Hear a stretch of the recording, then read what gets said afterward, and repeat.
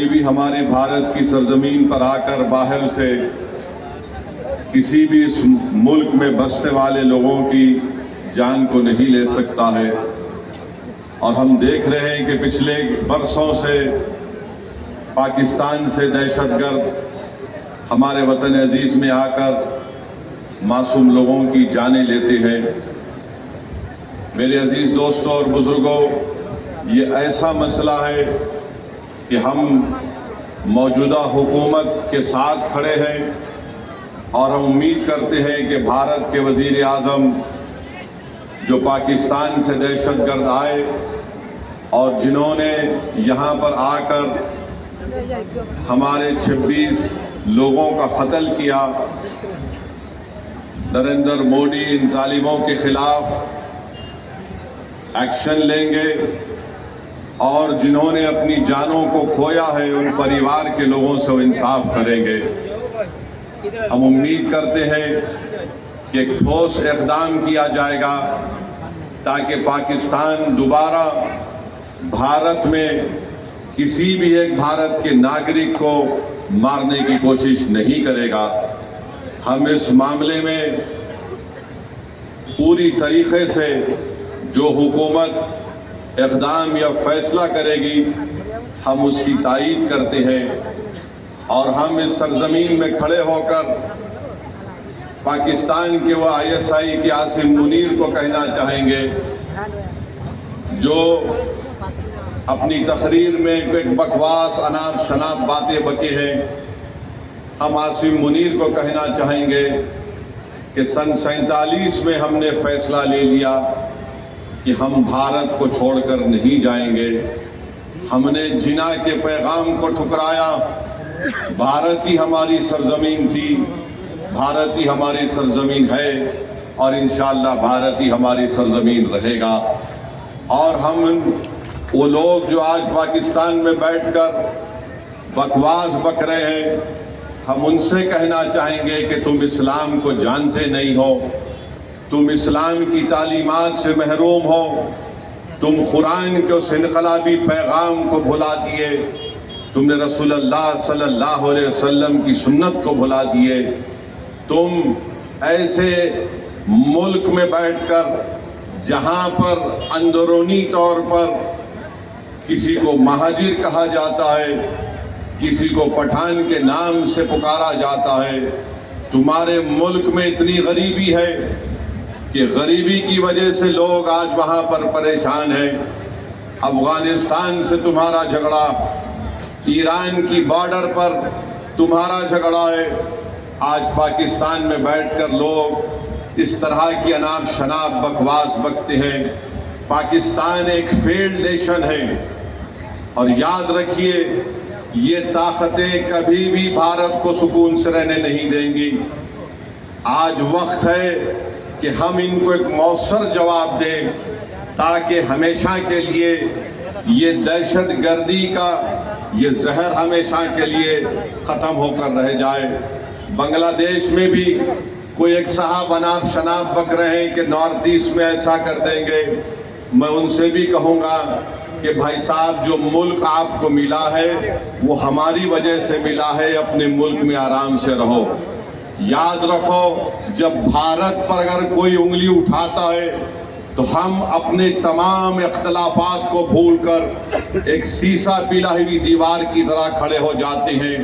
تو ہم ان تمام لوگوں سے کہیں گے کہ آج آپ نے بری نظر سے بھارت کی طرف اٹھا کر دیکھا ہے، مجھے یقین ہے کہ جو معصوموں کا قتل ہوا ہے ان کا خون رائے گا نہیں جائے گا، بلکہ میں تائید کرتا ہوں کہ بھارت سرکار نے یہ فیصلہ لیا کہ پاکستان کی کشتیاں اور پاکستان کے پلین بھارت کے حدود میں نہیں آئیں گے، بلکہ ہم یہ بھی کہیں گے کہ پاکستان کو FATF کے گرے لسٹ میں ڈال دیا جائے، اور جو لوگ پاکستان میں بیٹھ کر بھارت کے تعلق سے کیا کیا کہتے نہیں معلوم، مگر ان کو آئینے میں اپنی صورت دیکھنا چاہیے۔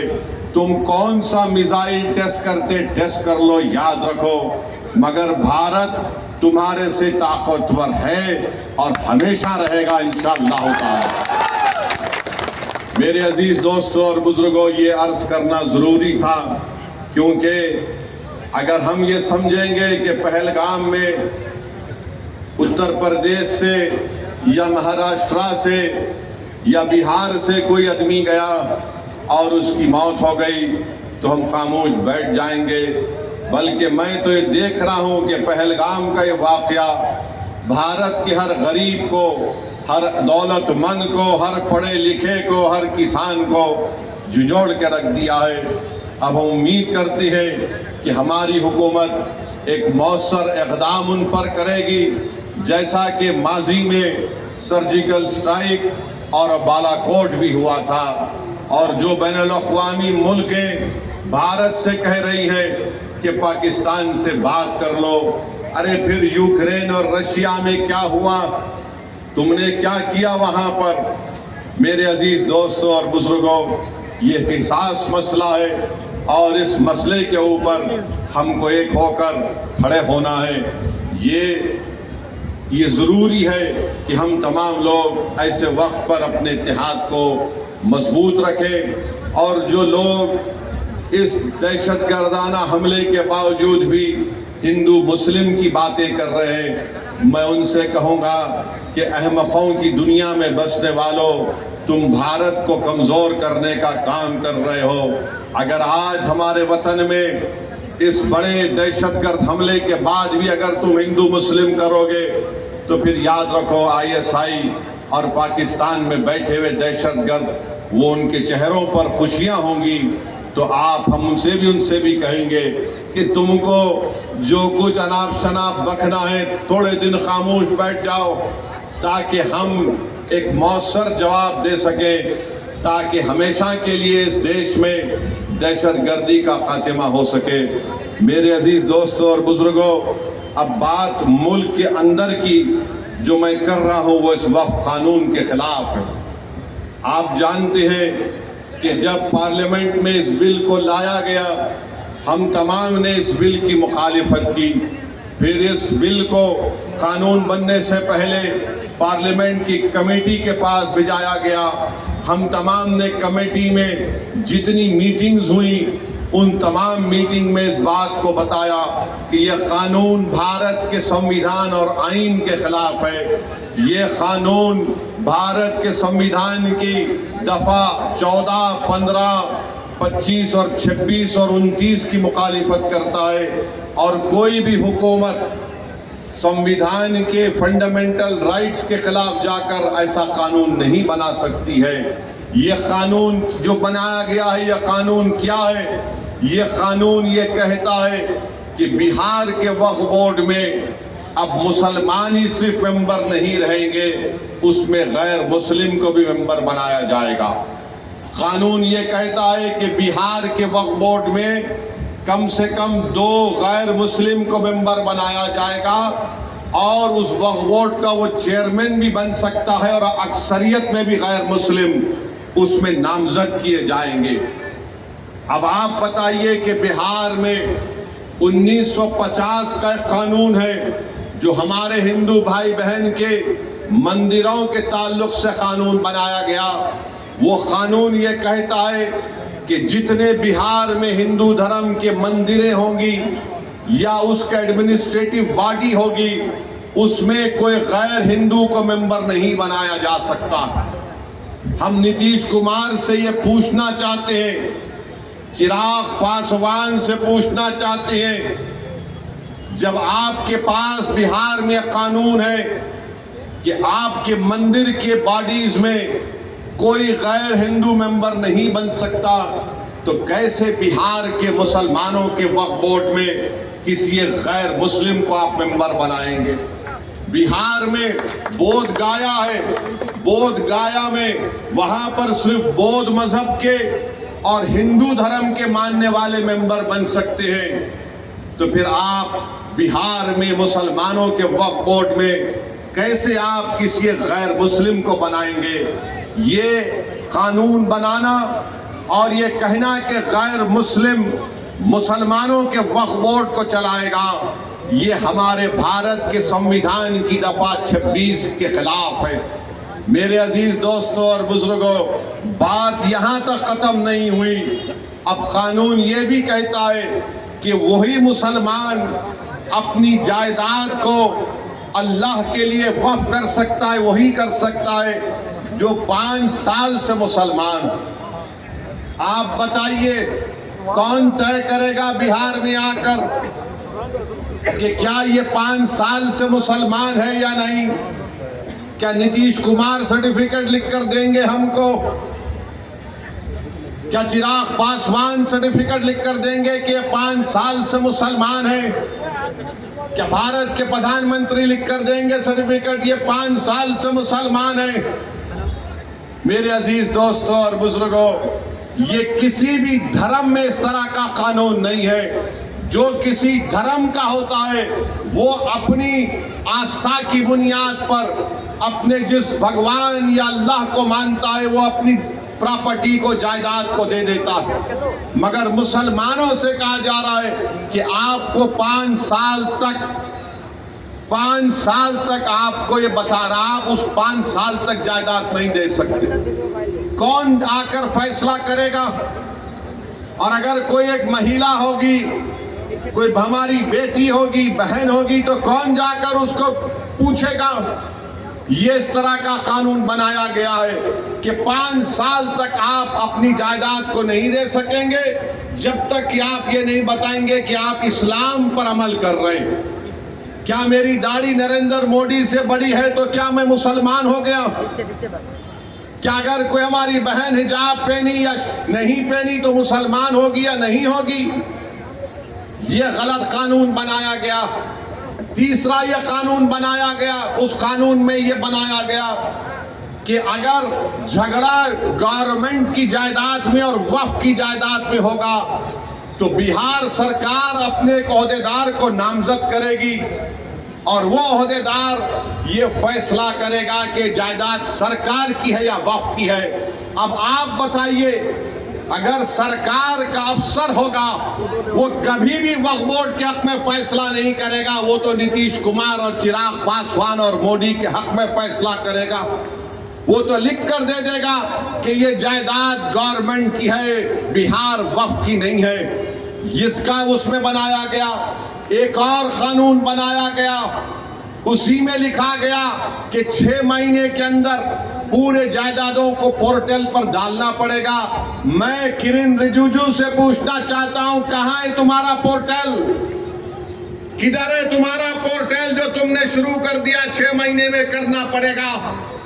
میرے عزیز دوستوں اور بزرگوں، اس قانون میں یہ کہا گیا کہ اگر کوئی مسلمان اپنی جائیداد کو وقف اولاد کرنا چاہتا ہے، یعنی مالک اللہ رہے گا مگر اس جائیداد کا فائدہ وہ کہے گا کہ میری اولاد کو ملے گا، تو مودی نے قانون بنایا اگر اس وقف کرنے والے کی جائیداد میں وہ وقف کرنے سے پہلے اگر اس کی بیٹی ہوگی تو وہ بیٹی کا حق مار کر نہیں دے سکتا ہے۔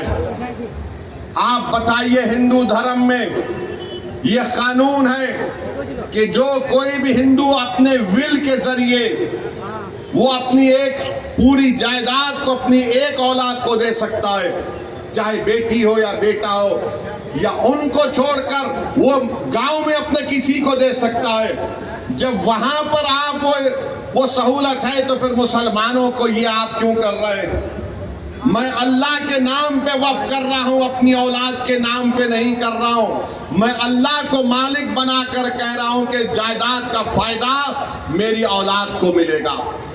تو یعنی اگر جس مسلمان کی بیٹی ہوگی وہ اللہ کے نام پر وقف نہیں کر سکے گا، یہ قانون بنا دیا گیا۔ یہ قانون یہ بھی بنا دیا گیا کہ اگر عیدگاہ ہوگی، قبرستان ہوگا، مسجد ہوگی، درگاہ ہوگا، خانقاہ ہوگی، امام باڑہ ہوگا، کوئی بھی کلیکٹر کو جا کر یہ کہہ دے گا کہ اس کو وقف کی جائیداد رجسٹر مت کریے، یہ مسجد نہیں ہے، یہ درگاہ نہیں ہے، یہ خانقاہ نہیں ہے، یہ امام باڑہ نہیں ہے، یہ عیدگاہ نہیں ہے، تو کلیکٹر جس دن انکوائری آرڈر کرے گا اس وقت سے وہ جائیداد وقف نہیں رہے گی۔ تو کلیکٹر کو خالی انکوائری لکھنا پڑے گا ہم اپنی جائیداد سے محروم ہو جائیں گے، ہم اپنی جائیداد سے محروم ہو جائیں گے۔ اور کلیکٹر انکوائری مکمل کرنے کا کوئی ٹائم نہیں ہے، کوئی وقت نہیں دیا گیا۔ کلیکٹر صبح قیامت تک انکوائری چلتے رہے گی، پر ہم تو اپنی درگاہ اور مسجد سے محروم ہو جائیں گے۔ یہ قانون بنایا گیا۔ پھر بی جے پی، نتیش کمار کی پارٹی کے لوگ، چراغ پاسوان کے لوگ بولتے کہ وقف کی جائیداد پر قبضہ ہو گیا، وقف کی جائیداد کو لوٹ لیا گیا۔ ارے بھیا، آپ نے قانون یہ بنایا کہ جو وقف کی جائیداد پر ناجائز طور پر قبضہ کر کے 12 سال سے بیٹھا ہوا ہے، مودی اس کو مالک بنا رہے ہیں، بلکہ وہ مالک بن چکا ہے ابھی۔ تو بی جے پی، نتیش کمار، چراغ پاسوان جھوٹ بول رہے ہیں، ہم سے ہماری جائیدادوں کو چھین رہے ہیں۔ جو ہماری زمین پر، وقف کی زمین پر قبضہ کر کے بیٹھا ہے، وہ 12 سال اگر ہو گئے تو مالک بن رہا ہے۔ وقف ایویکیو پراپرٹی ہے کہ جو لوگ بھارت کو چھوڑ کر کسی اور جگہ پر چلے گئے، انہوں نے کہا کہ میں اپنا گھر، اپنی زمین، اپنی کھیت وقف کر رہا ہوں۔ تو آج مودی نے قانون بنا دیا کہ وقف ایویکیو نہیں ہوگا، یہ گورنمنٹ اس کی مالک بنے گی، اور گورنمنٹ اس کی مالک بن چکی ہے۔ قانون یہ بنایا گیا کہ اگر آثار قدیمہ کے تحت مسجد ہوگی، درگاہ ہوگی، کوئی بھی چیز ہوگی جس میں عبادت ہوتی ہے، نماز ہوتی ہے، فاتحہ ہوتی ہے، تو مودی کہہ رہے ہیں کہ وقف مالک نہیں ہوگا، آثار قدیمہ ہوگا، یعنی پھر وقف ہم سے چھین لیا گیا۔ پھر یہ قانون یہ بنایا گیا کہ اگر کوئی ٹرسٹ ہوگا اس قانون کو بنانے سے پہلے اور اس قانون کے بنانے کے بعد ٹرسٹ ہوگا تو وقف نہیں ہوگا۔ تو بتاؤ تم کون سی چیز اس میں رکھے ہو جس سے مسلمانوں کو فائدہ ہوگا؟ اور آپ کو جان کر تکلیف ہوگی کہ مودی نے قانون بنایا جس کی تائید چراغ پاسوان نے اور نتیش کمار اور چندرا بابو نائیڈو نے کی، کشواہا صاحب نے کی۔ کیا قانون بنایا؟ اگر کوئی وقف کی جائیداد کو دھوکے سے بیچتا ہے تو پہلے اس کو سزا تھی 2 سال کی، بے ضمانت نہیں ملتی تھی۔ آج مودی نے کہہ دیا پیارے تو لوٹ لے وقف کی زمین کو اور 6 مہینے کی سزا تجھ کو ملے گی، 2 سال کی نہیں ملے گی، اور تم کو ضمانت مل جائے گی۔ میں پوچھنا چاہتا ہوں نتیش کمار سے، چراغ پاسوان سے، چندرا بابو نائیڈو سے، کشواہا صاحب سے، کماراسوامی صاحب سے، جینت چودھری صاحب سے، ارے ایک چیز تو بتاؤ جو اس سے مسلمانوں کو فائدہ ہوگا۔ آپ نے قانون بنایا صرف مسلمانوں کی جائیدادوں کو لوٹنے کے لیے، ہماری مسجدوں کو چھیننے کے لیے، ہماری درگاہوں کو چھیننے کے لیے۔ تو میرے عزیز دوستوں اور بزرگوں، مودی نے قانون ایسا بنایا ہے کہ ہمارے ایمان پر حملہ ہو رہا ہے، ہماری مسجدوں پر حملہ ہو رہا ہے، ہمارے خانقاہوں پر، درگاہوں پر، امام باڑوں پر حملہ ہو رہا ہے، اور ہم خاموش نہیں بیٹھ سکتے۔ اسی لیے All India Muslim Personal Law Board نے اس بات کا اعلان کیا کہ ملک گیر پیمانے پر ہم اس کالے قانون کے خلاف احتجاج درج کریں گے، اور احتجاج ہو رہا ہے، احتجاجی جلسے ہو رہے ہیں، آئندہ بھی ہوگا۔ تو میری آپ تمام سے یہ گزارش ہے کہ آپ اس احتجاج میں شرکت کریے۔ ہم اس وقت تک احتجاج کریں گے جب تک کہ مودی کی حکومت اس کالے قانون کو واپس نہیں لے لیتی۔ ہم احتجاج اس لیے کر رہے ہیں کہ جس زمین کا، جس مسجد کے لیے ہم احتجاج کر رہے ہیں، اس کا مالک اللہ ہے۔ ہم ہرگز کسی بھی حالت میں اس مسجد کو، اس درگاہ کو، اس زمین کو جس کا مالک اللہ ہے، ہم حکومت کو یہ نہیں اجازت دے سکتے کہ آپ اس پر قبضہ کر کے وقف بورڈ کو نقصان پہنچائے۔ اور یاد رکھیے، وقف ایک عبادت ہے، نماز روزہ ایک عبادت ہے، قرآن کی تلاوت بھی ایک عبادت ہے، مگر وقف بھی ایک عبادت ہے۔ حکومت نے ایسا قانون بنایا تاکہ ہم سے ہماری عبادت کرنے کا طریقہ بھی چھین لیا جائے۔ تو میں آپ سے اپیل کر رہا ہوں کہ مسلمانوں کے خلاف ہی اس طرح کا قانون بنایا گیا ہے۔ حکومت تنگ نظری کے مظاہرے کر رہی ہے، حکومت سنویدھان کے خلاف جس کو بابا صاحب امبیڈکر نے بنایا، اس طرح کا غلط قانون بنا کر حکومت یہ بتانا چاہ رہی ہے کہ ہم وقف کی جائیدادوں کو حاصل کر لیں گے۔ ہم میں جتنی جان ہے انشاءاللہ تعالی ہم تمام مل کر پرامن طریقے سے، جمہوری طریقے سے ہم اس کالے قانون کی مخالفت کریں گے۔ میری آپ سے گزارش ہے کہ آپ پرسنل لا بورڈ کے احتجاجی پروگرام پر عمل کریں، اور آپ تمام سے اپیل کر رہے ہیں کہ ہم احتجاج کریں گے۔ نتیش کمار بھی جان لیں، چراغ پاسوان بھی جان لیں کہ ہم ہر چیز کو برداشت کر سکتے ہیں، مگر جو چیز کا مالک اللہ ہے ہم حکومت کو اس کا مالک بننے نہیں دیں گے۔ جس جگہ پر ہم نے اللہ اکبر کہہ کر مسجدوں کو آباد کیا، ہم اس جگہ کو ویران ہونے نہیں دیں گے۔ جس جگہ پر ہمارے بزرگ ان قبرستانوں میں آرام سے سو رہے ہیں، ہم اس جگہ پر تم کو چھیننے نہیں دیں گے۔ یاد رکھو یہ ایک ایسا مسئلہ ہے کہ ہم خاموش نہیں بیٹھیں گے، ہم احتجاج کریں گے، اور اس وقت تک احتجاج ہوگا انشاءاللہ جب تک کہ حکومت اس کالے قانون کو واپس نہیں لے لیتی ہے۔ تو میرے عزیز دوستوں اور بزرگوں، کیا آپ پورا ساتھ دیں گے آل انڈیا مسلم پرسنل لا بورڈ کا؟ ہاتھ اٹھا کر جواب دیجیے۔ بہت بہت شکریہ۔ اب ہم احتجاج کو جاری رکھیں گے، اور نتیش کمار کو، چراغ پاسوان کو، نریندر مودی کو انشاءاللہ تعالی ایک سیاسی طور پر ان کو پیغام ملے گا کہ بہار ہو یا بھارت ہو، یہاں پر ہر مسلمان، ہر ہمارا وہ ہندو بھائی اور بہن جو سنویدھان کو مانتا ہے، وہ اس بات کی اجازت نہیں دیتا ہے کہ کیا آپ کسی کے مذہب پر چلنے سے کسی کو روک دیں۔ ارے جو قانون بہار میں مندروں کے لیے اگر اچھا ہے تو بہار کے مسلمانوں کے لیے اچھا کیوں نہیں ہو سکتا؟ جو قانون بودھ گایا کے لیے اچھا ہے تو پھر وہ قانون بہار کے مسلمانوں کے لیے کیوں اچھا نہیں ہو سکتا ہے؟ تو میرے عزیز دوستوں اور بزرگوں، آپ یہ جھوٹا پروپیگنڈا ٹی وی پر بیٹھ کر، بعض لوگ بی جے پی کی طرف سے آ جاتے ہیں، این ڈی اے کی طرف سے آ جاتے ہیں، یہ ایسے احمق لوگ ہیں جن کو قانون کے بارے میں ایک لفظ نہیں معلوم۔ میں آج بھی چیلنج کر رہا ہوں بی جے پی کو کہ بتائیے، آپ اس میں ایک ایسا سیکشن بتائیے جس سے مسلمانوں کو فائدہ ہوگا۔ مودی بولتے ہیں کہ غریبی مسلمانوں میں ختم ہو جائے گی۔ کیا آپ نے 11 سال میں غریبی کا خاتمہ کیا؟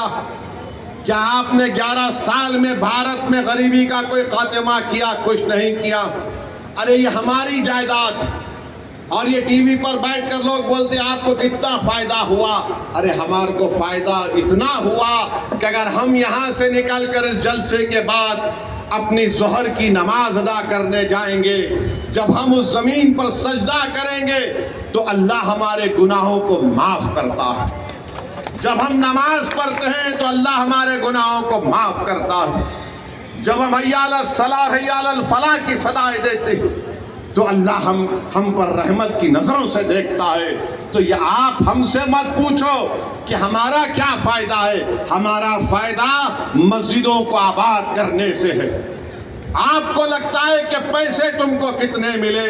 ارے اللہ کے گھر کو جب ہم آباد کرتے ہیں تو ہم پیسوں کے لیے نہیں، دین اور دنیا کی کامیابی کے لیے اللہ کے گھر کو آباد کرتے ہیں۔ اگر ہم کسی کے خانقاہ کو جاتے ہیں تو پیسوں کے لیے نہیں جاتے، اپنے دلوں کو اور اپنے نفس کو صاف کرنے کے لیے جاتے ہیں۔